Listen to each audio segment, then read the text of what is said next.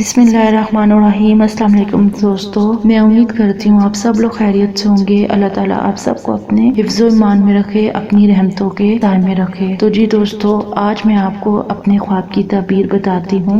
خواب میں دنیا دیکھنے کی تعبیر۔ حضرت ابن سیرین رحمۃ اللہ نے فرمایا ہے کہ خواب میں دنیا غم و اندوہ پر دلیل ہے۔ اگر دیکھے کہ اس کے پاس دنیا ہے اور اس نے کھایا ہے، دلیل ہے کہ اس کو اسی قدر غم و اندوہ ہوگا۔ خواب میں اس کی روایت دین اور دنیا میں نافع آدمی ہونے کی دلیل ہے۔ خشک دنیا مال کی اصلاح کی دلیل ہے، اور بعض نے کہا ہے کہ خشک اور تر دونوں خوب برابر ہیں۔